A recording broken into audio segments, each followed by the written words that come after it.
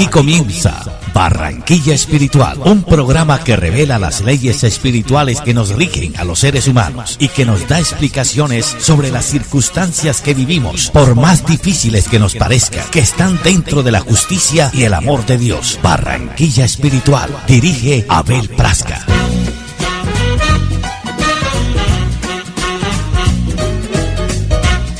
Muy buenas tardes, queridos amigos de Barranquilla Espiritual. Hoy, gracias a Dios, un sábado más acompañándolos y ustedes acompañándonos a nosotros en este sábado de Barranquilla Espiritual, programa radial. Muy buenas tardes, Jaime Fernández. Hola, Abel, ¿cómo estás? Un saludo a todos nuestros oyentes. Bueno, entonces vamos a pasar de lleno al estudio del Libro de los Espíritus, que estamos rindiendo un homenaje con este estudio al Libro de los Espíritus. Estamos estudiando el capítulo 2, la encarnación de los espíritus. Ya vimos el objetivo de la encarnación de todos nosotros, que somos espíritus encarnados. Se habló del alma, se hizo una profundización de este término alma, según todos los conceptos que se manejan, según el concepto materialista, según el concepto panteísta, según el contexto religioso y según el contexto espírita. Entonces, hoy vamos a hablar del materialismo. Es la parte final de este capítulo. La pregunta 147 que Allan Kardec le hace a los espíritus superiores dice: ¿por qué los anatomistas, los fisiólogos y en general los que profundizan las ciencias naturales con frecuencia están inclinados al materialismo? La respuesta de los espíritus superiores es: el fisiólogo lo refiere todo a lo que ve. Orgullo de los hombres que creen saberlo todo y que no admiten que algo pueda sobrepasar sus conocimientos. Su misma ciencia los hace presuntuosos y piensan que nada puede ocultarles la naturaleza. Pregunta 148 que le hace Allan Kardec. Dice: ¿no es lamentable que el materialismo sea consecuencia de estudios que deberían, por el contrario, demostrar al hombre la superioridad de la inteligencia que gobierna el mundo? ¿Es necesario concluir que son peligrosos estos estudios? Y la respuesta de los espíritus superiores es la siguiente: no es verdad que el materialismo sea una consecuencia de esos estudios, sino que el hombre deduce de ellos consecuencias falsas, porque puede abusar de todo, incluso de las mejores cosas. La nada, por otra parte, los amedrenta más de lo que demuestran, y los espíritus fuertes son con frecuencia más fanfarrones que valientes. En la mayor parte de las veces son materialistas por no tener nada con qué llenar el vacío del abismo que se abre ante ellos. Muéstreles un áncora de salvación y se asirán solícitos a ella. Entonces hay una ampliación de Allan Kardec acerca de este tema del materialismo y también de todos los temas tratados con respecto a la encarnación de los espíritus, el objetivo de la encarnación, del alma. Y dice así, por una aberración de la inteligencia, hay personas que no ven en los seres orgánicos más que la acción de la materia, a la que atribuyen todos nuestros actos. No ven en el cuerpo humano más que una máquina eléctrica. No estudiaron el mecanismo de la vida sino por el funcionamiento de los órganos que vieron extinguirse con frecuencia por la ruptura de un hilo y no han observado más nada que ese hilo. Investigaron si quedaba algo y como no encontraron otra cosa que la materia que se tornara inerte y como no vieron desprenderse el alma y no pudieron apoderarse de ella, dedujeron que todo estaba en las propiedades de la materia y por lo tanto, después de la muerte, el pensamiento se aniquilaba. Triste consecuencia si fuera así, porque entonces el bien y el mal no tendrían finalidad. El hombre tendría razón en pensar solo en sí mismo y en poner por encima de todo la satisfacción de sus placeres materiales. Los lazos sociales se romperían y rotos quedarían para siempre los más santos afectos. Afortunadamente, semejantes ideas están lejos de ser generales. Puede decirse que están muy circunscritas y no constituyen más que opiniones individuales, pues en ninguna parte se han erigido en doctrina. Una sociedad apoyada en esas bases llevaría en sí misma el germen de su disolución, y sus miembros se devorarían unos a otros como animales feroces. El hombre tiene instintivamente la convicción de que todo no concluye para él con la vida. Tiene horror a la nada y se obstina inútilmente contra la idea del futuro. Cuando llega el momento supremo, pocos son los que dejan de preguntarse qué será de ellos, porque la idea de dejar la vida para no regresar jamás tiene mucho de dolorosa. ¿Quién podrá, en efecto, mirar con indiferencia una separación absoluta y eterna de todo aquello que se ha amado? ¿Quién podrá, sin horrorizarse, ver cómo se abre a su vista el inmenso abismo de la nada? ¿Dónde irían a disiparse para siempre todas nuestras facultades, todas nuestras esperanzas, y decirse que después de mi vida, después de mí nada más que el vacío? Todo acabó para siempre. Dentro de algunos días mi recuerdo se habrá borrado de la memoria de los que me sobreviven. Pronto no quedará vestigio de mi tránsito por la tierra. El bien que hice será olvidado por los ingratos que he servido, y nada para recompensar todo esto, nada más que la perspectiva de mi cuerpo roído por los gusanos. ¿No tienen algo de horroroso y de glacial este cuadro? La religión nos enseña que no puede ser así, y la razón nos lo confirma, pero esa existencia futura, vaga e indefinida, no tiene nada que satisfaga nuestro amor por el positivismo, siendo para muchos el origen de la duda.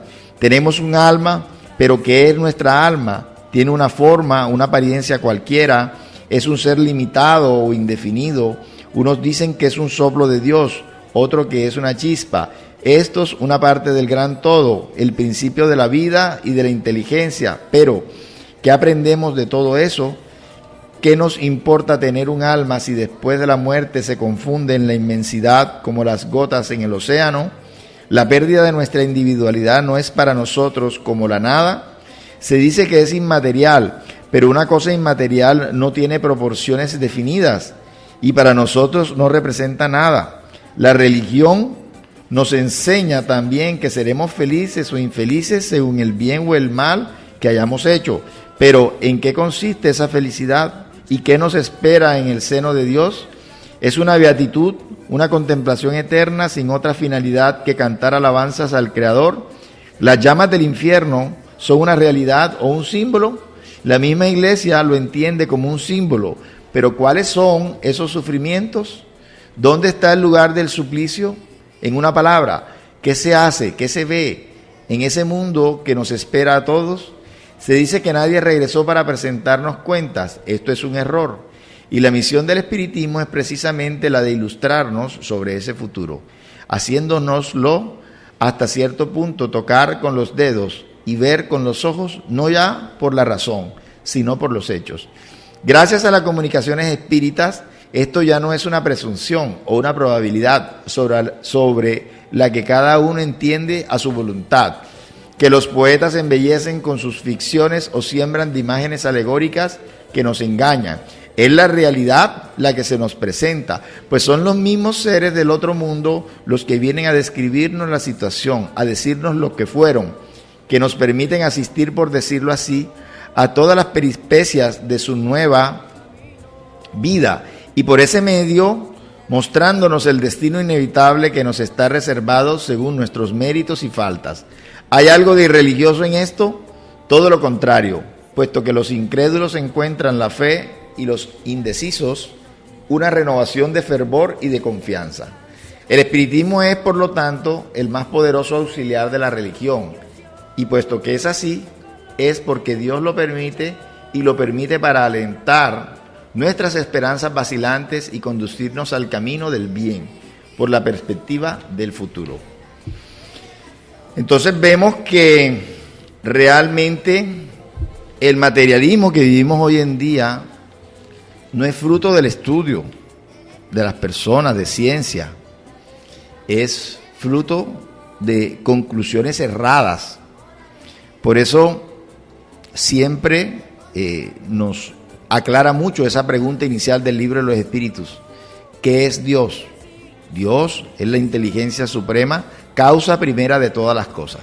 Es decir, en este caso, si pudiéramos decir que es el hombre, ¿sí? ¿Qué pasa con él después de la muerte del cuerpo físico? Precisamente, si el cuerpo muere, es porque algo que estaba antes en él ya no está. Y ese algo que estaba en él, que ya no está, cuando se produce la muerte, es el alma. Entonces, es la causa, es el ser causal, ¿sí? Sin el alma, el cuerpo parte. Entonces, realmente no es la conclusión científica la que lleva al materialismo. Es la mala deducción que se da de lo que realmente genera la vida o causa la vida. Es el ser causal, que es el alma, que preexiste al cuerpo físico y que sobrevive a él. Entonces, y esto es algo que los pueblos aún atrasados tienen instintivamente. Ellos instintivamente sienten que hay en ellos una inmortalidad. Y por eso todos los pueblos, no ha habido pueblos incrédulos y todos los pueblos han creído en seres superiores y han creído en la supervivencia del alma a la muerte física. Sí, esa es una de las grandes preguntas que siempre ha acompañado al hombre a lo largo y ancho de la historia de la humanidad. Esa pregunta de ¿por qué estoy aquí? ¿De dónde vengo? Si es que vengo de algún lado. ¿Y para dónde voy? Si es que he de ir a algún lado, ¿cierto? Entonces, siempre ha estado esa lucha de pensamiento y también una lucha interna de sentimiento respecto al hombre, porque se da que algunos quieren creer dentro de sus sentimientos, pero de pronto la razón, por los enredos de las teorías, etcétera, pueden pensar que no existe una causa suprema a la que podamos llamar Dios, o que exista una vida después de esta material, o algunos porque definitivamente se enredan teóricamente y ni emocional ni intelectualmente tienen la más mínima disposición de querer aceptar la existencia de una vida superior y de un ser superior. Pero todo esto ocurre precisamente por uno de los grandes defectos que tenemos y que debemos superar para acercarnos a esas altas esferas de la vida a la que estamos destinados a alcanzar. Y es el orgullo, es puro y físico orgullo. El orgullo es lo que lleva al hombre a rebelarse a su creador y a negarle su existencia. Porque aceptar la existencia de un creador, de un ser superior, es reconocer que no somos la octava maravilla de la creación. Es decir, sí lo somos porque somos creación divina, pero en el sentido armónico, positivo, no en el hecho del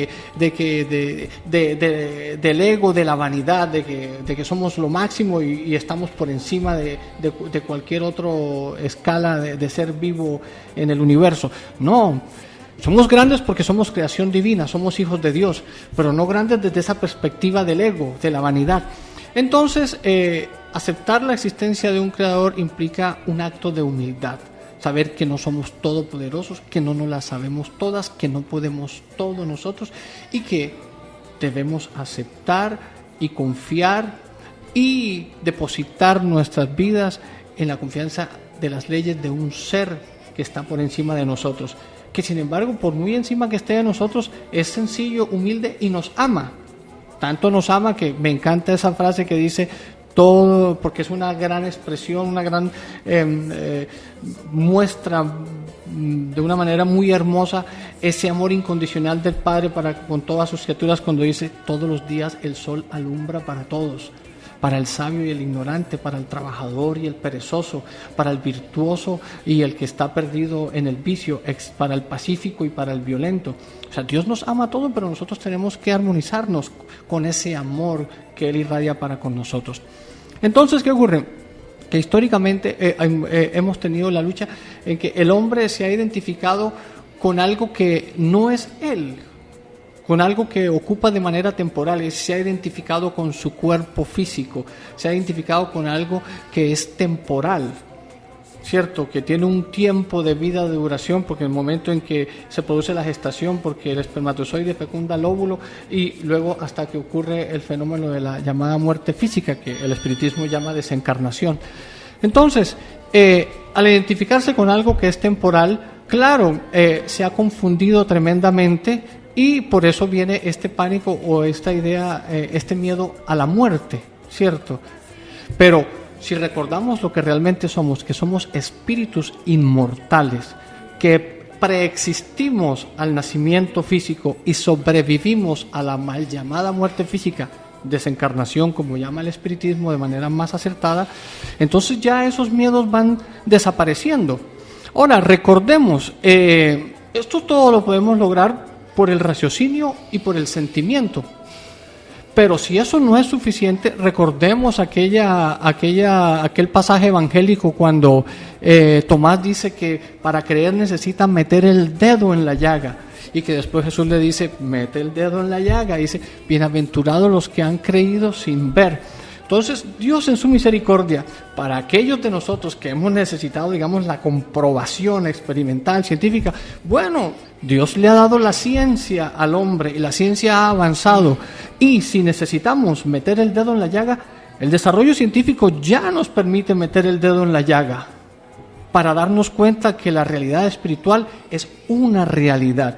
Porque las investigaciones científicas a través del fenómeno mediúnico, investigaciones serias, porque hay que irse a las fuentes serias, porque obviamente que hay mucho farsante y mucho embustero y aprovechador.